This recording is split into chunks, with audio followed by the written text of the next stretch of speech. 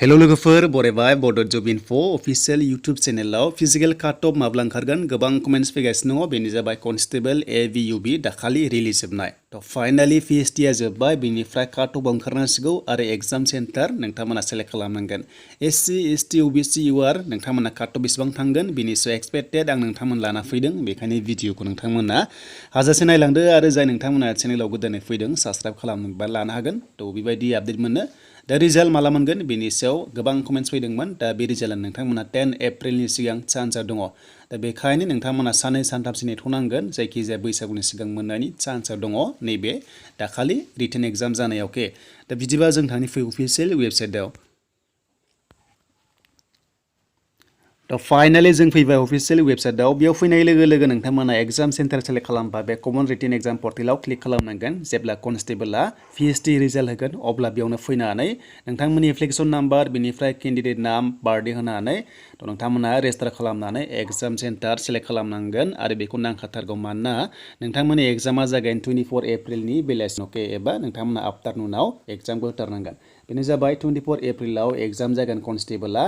आरो फुङाव जागोन SI लेभेलाव मोननै एग्जाम दं इदिनखालि थ' नोंथांमोना एग्जाम सेन्टारखौ सेलेक्ट खालामनांगोन आरो नोंथांमोना मोनसे खामानि माव जायफ्रा AVUB आव नोंथांमोना सेलेक्ट जायो अब्ला एग्जाम सेन्टारखौ जायफ्रा डिग्री पास मोन दाखालि SI नोंथांमोना सेलेक्ट खालामदोंबा सेम नोंथांमोना सेन्टारावनो सेलेक्ट खालाम नङाबा नोंथांमोना प्रब्लेम जागोन थांलाय फैलायाव थ' बेखायनो नोंथांमोना सेम एड्रेसाव सेन्टाराव सेलेक्ट खालाम जाहाथे नोंथांमोना कम्फर्टेबल जायो आनजादखौ होनो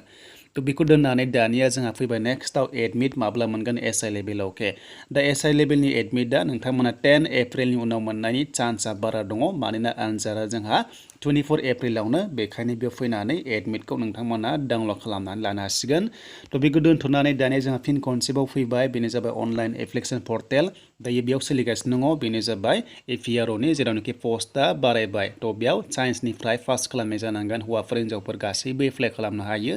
आरो बिनिफ्राय जायफ्रा आर्ट्स नोंथांमोना ड्राइभिं लाइसेन्स दङबा थ' नोंथांमोना मेसेन्जार पस्टआव एप्लाइ खालामनो हागोन एबा राइडार्सआव के थ' बेखौ दोनथ'बाय दानिया जोंहा रिजाल्ट पर्टेलाव फैबाय बेयाव रिजाल्ट पर्टेलाव फैनाय लोगो लोगो दा माब्ला मोनगोन AVUB आ दा लोगोफोर कनस्टेबल AVUB रिजाल्टआ नोंथांमोना 10 एप्रिलनि सिगां चान्स दङ नैबे 9171 पस्टआव एपइन्टमेन्टखौ थाबैनो होनाय जागोन नोंथांमोना मेआवनो नोंथांमोना एपइन्टमेन्टखौ मोननाय जागोन थ' दानिया जाबाय काटअफ बेसेबां थांथावना एक्सपेक्टेड काटअफ जों लानो हायो सिगांनिखौ जों नायोब्ला जों सिगांनिखौ कम्पेयार खालामबा दानि पस्टआ जोबोद खम अब्ला नायदो लोगोफोर नोंथांमोननि रिजाल्टआ फैथारनांसिगौ काटअफआ लोगोसे आनजादा जाखागोन 24 एप्रिलावनो बियो 100% जाखाबाय मानोना डिक्लेयार खालामखाबाय दा जोंहा 24 एप्रिलाव एग्जाम दङबा अब्ला काटअफ थाबैनो फैनांसिगौ आरो बे 10 एप्रिलनि सिगां फैनायनि चान्सआ दङ मानोना नोंथांमोना गोबां खामानि दङ बेयावबो एग्जाम सेन्टारखौ सेलेक्ट खालामखानांगोन अब्लासो नोङो एडमिट मोननाय जागोन दा बिदिब्ला जों रायलायनोसै फैदो काटअफ बेसेबां थांथावना थ' नोंथांमोना स्क्रिनावबो नायबाय था दा ST हिसाबै सिगांनि काटअफआ गोबां थांदोंमोन जेराव मिनिमाम 30 थांदोंमोन हौवाफोरा एबा 31 32 गाहाम थांदोंमोन अब्ला बिनिफ्राय 1 एबा 2 बारा थांगोन मानोना पस्टआ खम नालाय दा बेखायनो जायफ्रा 32 निफ्राय 34 नि गेजेराव मोनदों सेफ जनाव थागोन नोंथांमोना UB हिसाबै बेनिफ्राय हिन्जावफोरा 30 एबा 31 आव सेफ जनाव थानायनि चान्सआ थागोन दा बेफोर जाबाय लोगोफोर पस्टखौ लानानै बेवहाय नायनाय जादों दा नोंथांमोना बेबादि 100% जाथारगोन बे नङा एसे चेन्ज जायो बेनिफ्राय AB आव हौवाफोरा 52 एबा 53 आव नोंथांमोना काटअफ थांनायनि चान्सआ दङ आरो हिन्जावफोरा 31 निफ्राय 32 नि गेजेराव मोनदोंबा चान्स दङ आरो बिनिफ्राय फाइनाल लिस्टआव बेसेबां थांगोन बिनि सायावबो जों बेयाव सावरायखानोसै जोंहा एक्सपेक्टेड जे रिटेन एग्जामाव बेसेबां मोननांगोन आरो लोगोसे रानिंआव बेसेबां मोननांगोन दा जों बे मोननैखौबो लानानै जोंहा नायदो बेयाव मेलाव जायफ्रा 70 एबा 71 मोनगोन अब्ला चान्सआ थागोन एबा सेफ जन थानो हागौ बिनिफ्राय AB आव 86 निफ्राय 87 मोनदोंबा नोंथांमोना चान्सआ थानानै